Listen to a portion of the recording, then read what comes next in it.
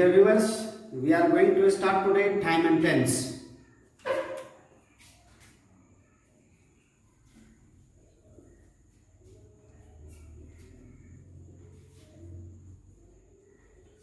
Time and tense में है first आज simple present tense. Simple present tense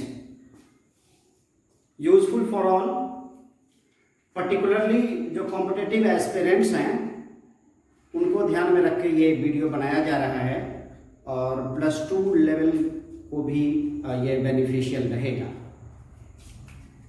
तो सिंपल प्रेजेंट टेंस में देखिए इसका स्ट्रक्चर होता है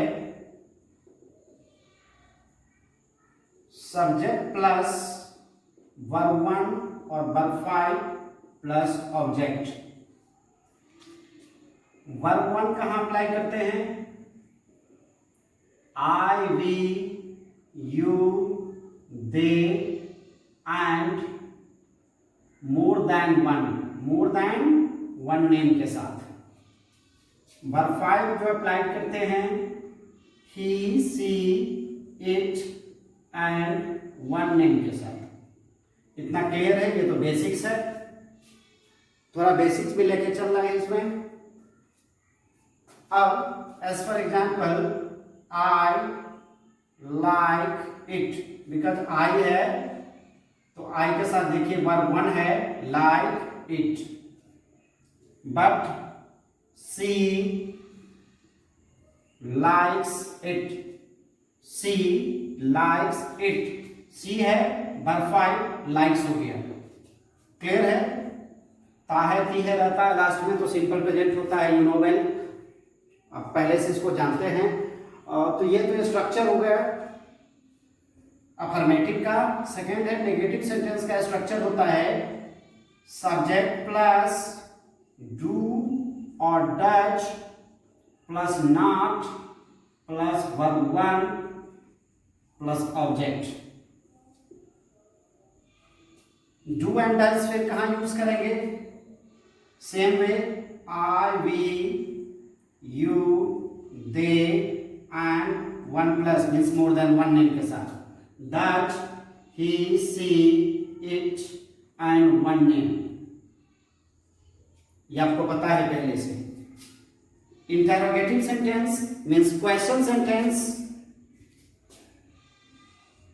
Question word plus do or does plus subject plus verb 1 plus object plus ये question mark. तो ये रहा स्ट्रक्चर. जो सेंटेंस क्या से शुरू होता है तो डू या डज से शुरू करेंगे. As for example do you like it, does she like it. और क्वेश्चन वर्ड डालना है तो why do you like it, when does she like it. This way आप करते हैं इसको. तो ये तो बेसिक्स हो गया. अब इसको कॉम्पिटिटिव अप्रोच में लाते हैं. Means with in 50 minute you will be the master of simple present tense. आप केवल 5-6 words याद रखें, ध्यान रखें and it will enable you to solve each and every problem related to simple present tense. बहुत सारे स्टूडेंट्स का demand होता है कि ऐसा क्या ट्रिक हो टाइम एंड टेंस में भी कि हम उसको इजीली ग्रास्प कर पाएं. तो वही ट्रिक आ गया आज आपके सामने. आप इसका देखिए हॉट ट्रिक, और उस पर हम कुछ क्वेश्चंस देंगे कॉम्पिटिटिव अप्रोच के और आप ही बनाएंगे और आपसे पूरी तरह बनेगा, पूरी तरह सॉल्व भी होगा. Always, never, seldom, frequently, occasionally. तो ये जो सारे वर्ड्स हैं, और आप ले लीजिए डेली, एवरी मंथ, एवरी होना चाहिए उसमें, तो ये जो वर्ड्स हमने लिखा है 1 2 3 4 5 6 7 दैट्स सफिशिएंट। आप देखिए कैसे होता है।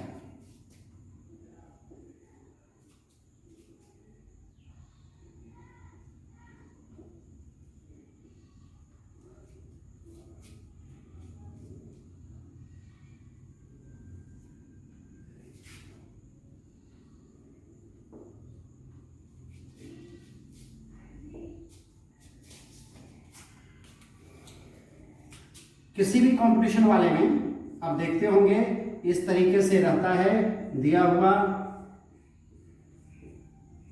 चाहे वो एनडीए हो, एयरफोर्स हो, बैंकिंग हो, एसएससी हो, जो भी कॉम्पिटिटिव अप्रोच के एग्जाम्स है सभी में इस तरह से पैटर्न होता है। ऐसे मींस अगर आपको लगता है कि नो एरर है, सेंटेंस में कुछ भी गलती नहीं है, तो आंसर विल बी डी। आपको डी को सेट करना होगा, डार्क करना होगा। और लगता है कि नहीं कहीं कुछ रॉन्ग है तो लेट्स चेक हाउ सो। देखिए सी, इसमें कोई दिक्कत नहीं है। के भी हो सकता है। एवरी मंथ, अब ये वर्ड आ गया एवरी, सपोज करिए एवरी मंथ होता, एवरी डे होता, एवरी नाइट होता या एवरी ईयर होता, तो एवरी लग गया। एवरी लगते ही हम क्या समझ जाएंगे कौन सा टेंस है? Simple present tense. और सिंपल प्रेजेंट टेंस का स्ट्रक्चर क्या होता है? सिंपल प्रेजेंट टेंस का स्ट्रक्चर होता है सब्जेक्ट प्लस वर्ब 1 और वर्ब 5। तो देखिए केम न वर्ब 1 है और न वर्ब 5 है, that's why problem is in this segment of the sentence B. तो ये तो हो गया, पकड़ लिए। अब दूसरी बात ये है कि आप ये भी जानिए कि ये गलत क्यों है या मतलब यहाँ और क्या होना चाहिए। हालांकि एग्जाम्स में नहीं पूछा जाता कि ये गलत क्यों है, फिर भी आप जानिए। इन माय ओपिनियन कि अगर एग्जामिनेशन का लेवल यहाँ है तो स्टूडेंट का लेवल यहाँ होना चाहिए। तो ये जानिए क्यों। सी केम हियर एवरी मंथ, ये हैबिचुअल हैबिट दिखा रहा है, दैट्स व्हाई यहाँ क्या हो जाएगा? कम्स हो जाएगा। एवरी मंथ यू भी आया है। तो जो मोस्ट अप्रोप्रिएट है, जो क्लोजेस्ट है आंसर, वो होना चाहिए यहाँ केम की जगह कम्स, इसलिए ये रॉन्ग था। एक करके हम लोगों ने देख लिया, अभी से आप करिए।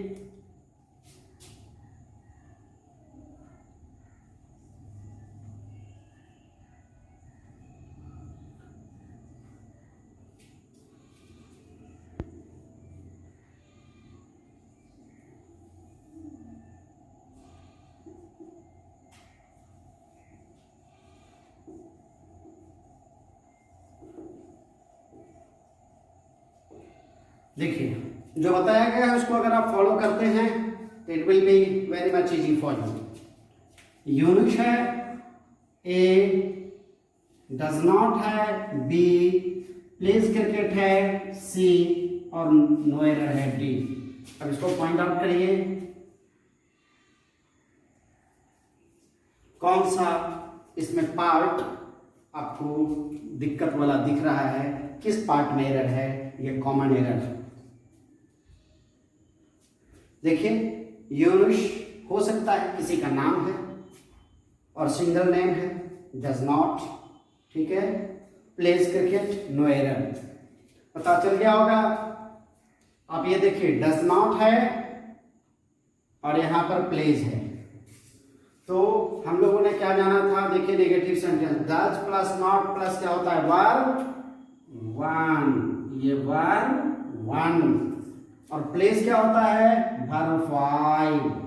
तो दिक्कत इसी पार्ट में है, ये इसको वर्ब 1 होना चाहिए था, नहीं प्ले होना चाहिए था। इस तरीके से पकड़ते हैं। एक और देख लीजिए,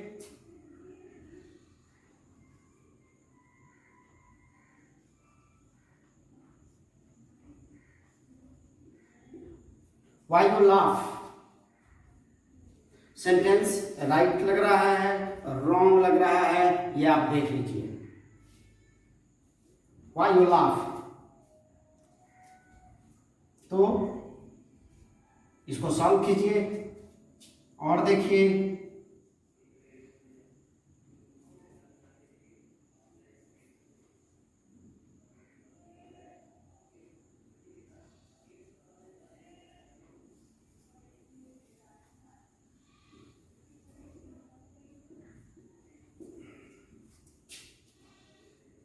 when do she think about it, इसको भी सॉल्व कीजिए, फटाफट बनना चाहिए। क्लियर है? देखिए व्हाई यू लाफ, इसमें कुछ मिसिंग है। क्या मिसिंग है? डू, यहां डू होना चाहिए। व्हेन डू सी थिंक, और सी है इसके लिए डू कभी नहीं होगा, क्या होगा? डज होगा। When does C think about it, क्या होगा? डज होगा इंस्टेड ऑफ डू। तो ये एकदम छोटी छोटी बातें हैं, इसको ध्यान में रख के बहुत बढ़िया बनाया जा सकता है। क्लियर है? नेक्स्ट और देखिए, और बनाइए एक दो क्वेश्चन।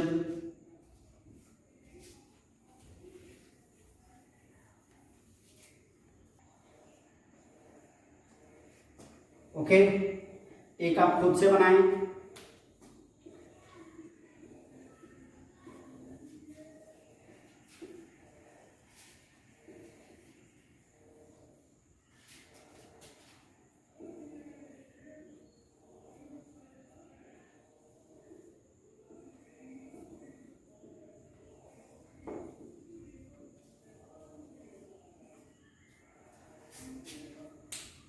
क्वेश्चन है, barking dog A is B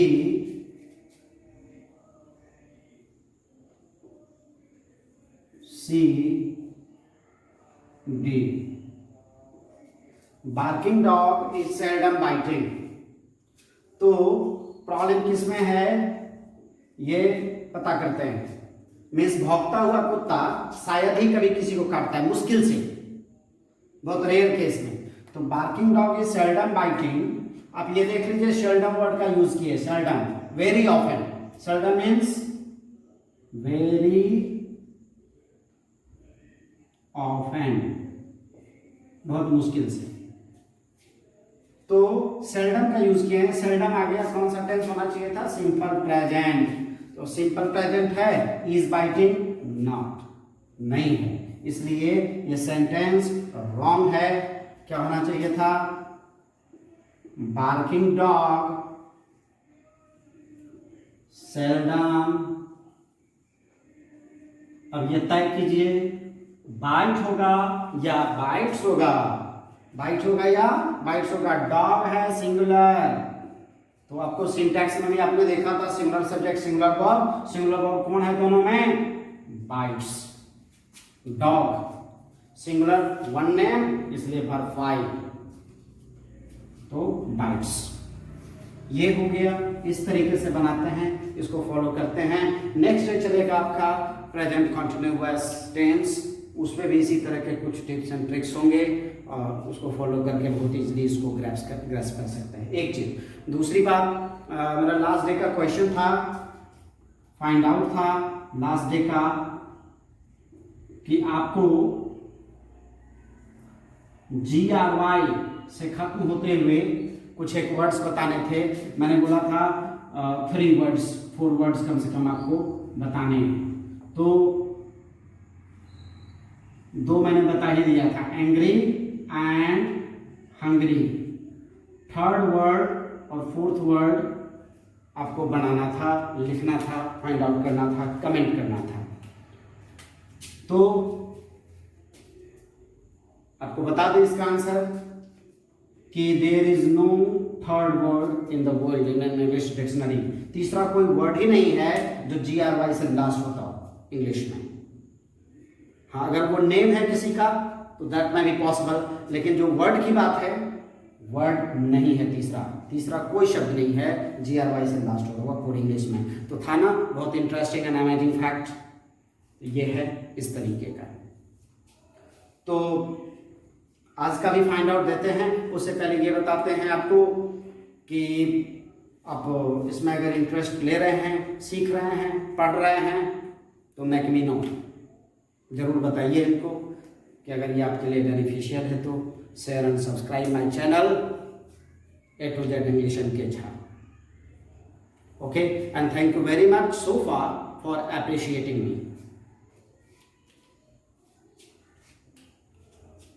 अब आज का जो फाइंड आउट है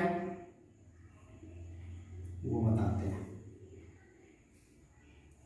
इंग्लिश में सबसे ज्यादा जो वर्ड है वो किस लेटर से बनता है? किस लेटर से?